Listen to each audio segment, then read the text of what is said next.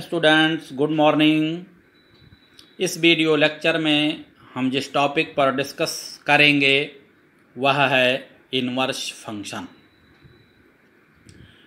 Inverse function पर discuss करने से पहले आपको ये जानना होगा कि इन्वर्सिबल फंक्शन क्या होता है। तो इन्वर्सिबल फंक्शन वह फंक्शन होता है जिसका इन्वर्स निकलता है, मीन्स वह फंक्शन जिसका इन्वर्स हम प्राप्त कर सकते हैं उसे हम क्या कहते हैं, इन्वर्सिबल फंक्शन कहते हैं। और मैथमेटिकली आप ये जानें कि कोई फंक्शन एफ इन्वर्सिबल होगा if and only if it is 1 1 and on 2। यानी कोई फंक्शन इन्वर्सिबल फंक्शन तब होगा जब वह क्या हो, 1 1 हो और ऑन 2 हो। केवल 1 1 और on 2 function, 1 1 and on 2 function is also called bijective function. तो आप ये कह सकते हैं कि all bijective functions are invertible function, और केवल बाइजेक्टिव फंक्शन का ही इन्वर्स फाइंड किया जा सकता है। Now we are discuss on the topic inverse of a function. तो inverse of a function define करने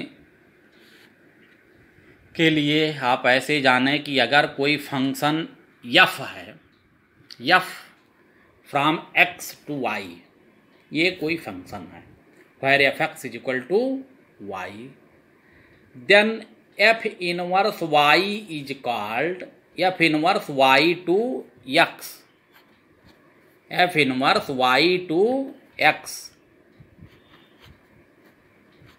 F inverse y to x is called inverse of F. यानी एफ अगर function है तो एफ इनवर्स क्या कहलाता है, इनवर्स फंक्शन ऑफ एफ कहलाता है। एफ के लिए होगा क्या, F x is equal to Y for every X belongs to X and Y belongs to Y. Therefore F inverse from Y to X क्या होता है, F Y is equal to X होता है। किसी फंक्शन एफ के inverse को हम इस सिंबल से नोट करते हैं, एफ इनवर्स से। एफ एक्स टू वाई होता है तो एफ इनवर्स क्या होता है, वाई टू एक्स होता है। अब इसे एज ए डिफिनीशन आप इस तरह से नोट कर सकते हैं कि let F such that X to Y be 1 1 and on 2 function. क्योंकि मैंने अभी पहले बताया कि केवल 1 1 और ऑन 2 फंक्शन का ही इनवर्स निकल सकता है, केवल उसी का इनवर्स प्राप्त कर सकते हैं जो फंक्शन क्या होगा, 1 1 एंड ऑन 2 होगा। इसीलिए एफ कैसा फंक्शन है, 1 1 and on 2 function where F x is equal to Y, then F inverse such that y to x defined as f inverse y is equal to x, और इसी f inverse y को हम क्या कहते हैं, inverse of f कहते हैं। तो आपको ये समझ में आया होगा कि अगर कोई फंक्शन f है तो f को हम क्या लिखते हैं, अगर F x is equal to Y तो इसका इनवर्स क्या मिलता है, f inverse y to x मिलता है। और ये चेंज होके हो जाएगा क्या, फिर F Y is equal to x, F inverse Y is equal to क्या मिल जाएगा, एक्स मिल जाएगा। इसका देखें यहाँ पर जब हमने लिखा इस तरह से किसी फंक्शन के लिए, स्टूडेंट्स अभी हमने कहा कि F is a function from X to Y where F x is equal to Y, x belongs to capital X and y belongs to capital Y। Therefore इसका इनवर्स, f का inverse किससे note किया जाएगा, f inverse से। f inverse function कहाँ होगा, from y to x होगा, where f inverse y is equal to क्या नोट होगा, x। इससे देखिए ये क्लियर होता है, it is clear that domain, अब यहाँ देखें इसका डोमेन क्या है, x है, को डोमेन y है, जबकि इनवर्स फंक्शन का, ये फंक्शन का डोमेन क्या कहलाता है, एक्स, वाई क्या कहलाता है, को डोमेन कहलाता है। या फिर इनवर्स का डोमेन क्या है, वाई, और ये क्या हो गया, एक्स हो जाएगा। यहाँ पर यह है कि for every X belongs to capital X and Y belongs to Y. तो इससे देखिए हमें रिजल्ट क्या मिलता है, एफ और एफ इनवर्स के बीच में डोमेन ऑफ एफ इनवर्स हमेशा क्या होगा, रेंज ऑफ एफ। जो एफ का रेंज मिलेगा, एफ का रेंज वो क्या होगा, एफ इनवर्स के लिए डोमेन हो जाएगा। और रेंज ऑफ एफ इनवर्स क्या हो जाएगा, डोमेन ऑफ एफ। और F inverse Y equal to X, हमने बताया ही, इन दोनों के अंडर जब हम देखते हैं तो एफ इनवर्स वाई क्या होगा, एक्स होगा।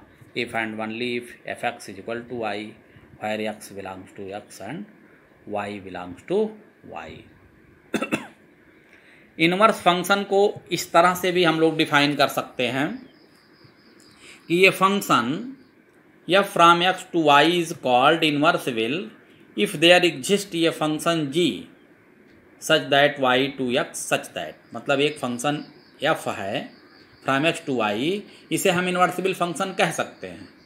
कब, जब एक ऐसा फंक्शन हमें जी मिले from Y to X such that g वो f combination of g and f is equal to identity function on x and composition of f and g is equal to i y।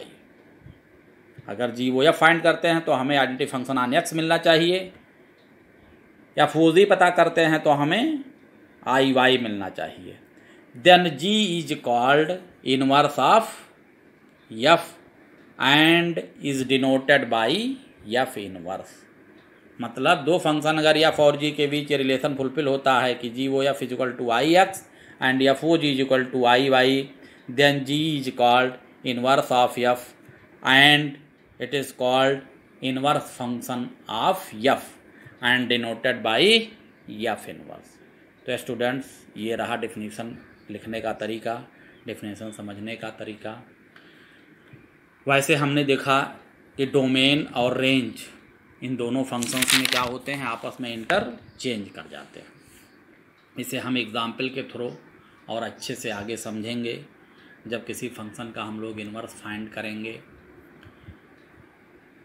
Students, property of inverse function या फिर invertible function. Inverse of a bijective function is unique, यानी किसी भी bijective function का अगर हम लोग inverse find करेंगे तो वो क्या मिलेगा, यूनिक होगा। If inverse of a bijective function या फिर आल्सो बाइजेक्टिव, किसी बाइजेक्टिव फंक्शन का अगर हम इनवर्स पता कर रहे हैं तो वह भी क्या होगा, बाइजेक्टिव ही होगा। और किसी इनवर्स फंक्शन का पुनः इनवर्स पता करते हैं तो हमें वही रिजल्ट रिटर्न मिल जाता है। थर्ड प्रॉपर्टी है, if f such that A to B is a bijective function then F inverse o f, यानी कंपोजिशन ऑफ इनवर्स फंक्शन और फंक्शन क्या होगा, आई ए। और एफ इनवर्स और एफ का कंपोजिशन क्या होगा, आई बी होगा। I B means identity function on B, I A means identity function of A. Next property है, if f A to B and ji we to C are both bijective function then G O F is also bijective function. यानी F और G अगर bijective हैं तो ये compulsory है कि जी O F जो होगा यानी कंपोजिशन ऑफ एफ एंड जी, ये भी क्या होगा, बाइजेक्टिव होगा। और उस केस में ये एक फार्मूला है, जी ओ एफ का इन्वर्स अगर हम फाइंड करते हैं इज इक्वल टू क्या होता है, F inverse O G inverse, यानी composition of inverse of G and inverse of F. Students, suppose करें एक फंक्शन एफ ये नोट किया गया है ऑर्डर पेयर के फॉर्म में, यानी रोस्टर फॉर्म में, इसके कंटेनिंग एलिमेंट हैं, देखिए ऑर्डर पेयर 1 1 2 4 3 9 4 16। अगर इसमें आप देखेंगे तो सेकंड कंपोनेंट क्या है, फर्स्ट कंपोनेंट का स्क्वायर है।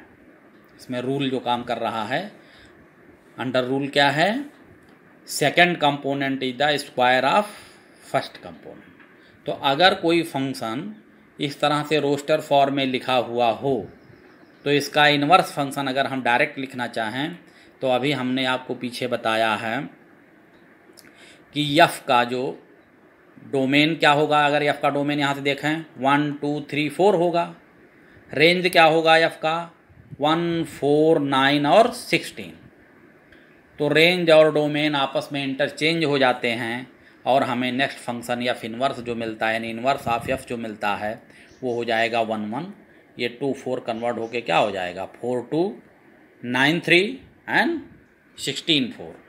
यानी यफ का जो डोमेन था वो अब क्या हो गया, रेंज हो गया, और जो रेंज था वो डोमेन हो गया। Thank you.